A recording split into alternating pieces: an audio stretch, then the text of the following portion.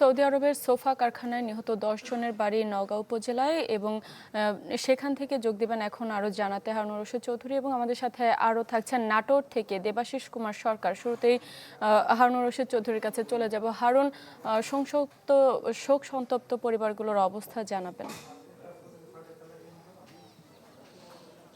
অবস্থা তো আসলে বর্ণনা করার মতো নয়।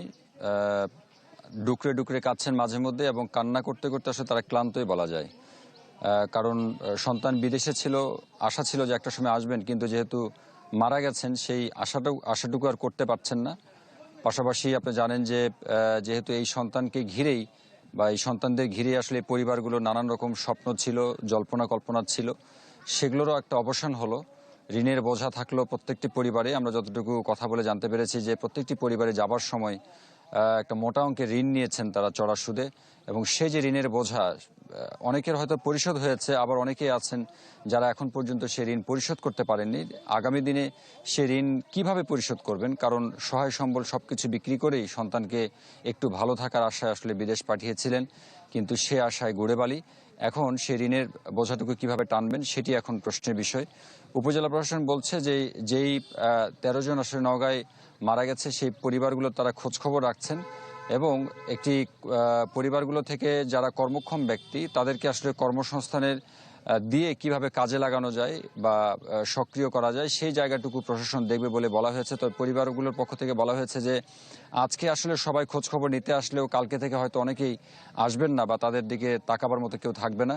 সেই জায়গাটা যাতে না হয়, অর্থাৎ কেবলমাত্র বক্তৃতা কিংবা বড় বড় বুলির মধ্যেই সেটি আটকা না থাকে, প্রকৃতপক্ষেই তাদের পাশে যাতে প্রশাসন সহ যারা রাজনৈতিক ব্যক্তিবর্গ আছেন তারা যাতে দায়িত্ব নিয়ে তাদের পাশে দাঁড়ান এবং সত্যিকার অর্থে তারা ঘুরে দাঁড়াতে পারেন, সেই দাবিটুকু করেছেন। পাশাপাশি বিদেশে আসলে মারা গেলে এদেশে মৃতদেহ আসার একটা দীর্ঘসূত্রিতে থাকে, সেটি কাটিয়ে যাতে স্বজনরা তাদের মৃতদেহগুলো দ্রুত ফিরে পেতে পারেন সেই দাবিটুকু জানিয়েছেন। এরকমটা ছিল নওগাঁ থেকে।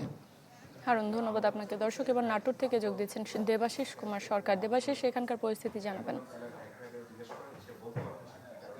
নগদ নিয়ে এলো হার না মানা হার অফার। সর্বনিম্ন 10,000 টাকা রেমিটেন্স নগদে পাঠালে থাকছে স্বর্ণের হার জেতার সুযোগ। নাটোরের পরিস্থিতি একই রকম। আসলে শোকে পরিবারগুলো একেবারে মুহ্যমান। স্থানীয়রা আসছেন, আত্মীয় স্বজন আসছেন, আবার তারা চলেও যাচ্ছেন। আসলে কান্না করতে করতে যেমনটা শুনছিলেন যে আসলে কান্নারও তো শেষ থাকে, চোখের পানিও ফুরিয়ে যায়।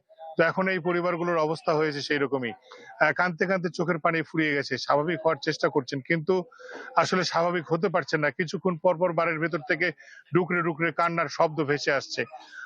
এরকম পরিস্থিতিতে নাটোরের প্রশাসন কিন্তু এই পরিবারগুলোর পাশে এরই মধ্যে দাঁড়িয়েছে।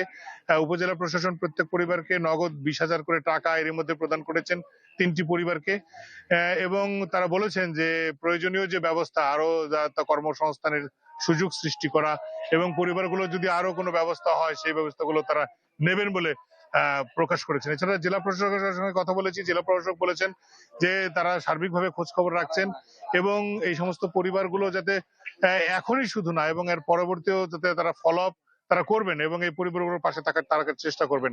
এছাড়া এই অঞ্চলের যে স্থানীয় জনপ্রতিনিধি রয়েছে তিনি এখন ইতালির রোমে অবস্থান করছেন। স্থানীয় যে রুহুল কুদ্দুস আল দুলু এমপি, তিনি ফোনে সাংবাদিকদের জানিয়েছেন এবং শোক প্রকাশ করেছেন এবং তিনিও বলেছেন যে পরিবারগুলোর জন্য যা করার দরকার তিনিও ব্যক্তিগতভাবে এবং তার প্রশাসনিকভাবে সকল ব্যবস্থা গ্রহণ করবেন। এছাড়া জেলা প্রশাসন সার্বিকভাবে খোঁজখবর রাখছেন এবং এই পরিবারগুলো যাতে অসহায় অবস্থায় না পড়ে সে ব্যাপারে তারা পদক্ষেপ নেবেন বলে আমাদেরকে নিশ্চিত করেছেন। এই ছিল এখানকার সর্বশেষ পরিস্থিতি।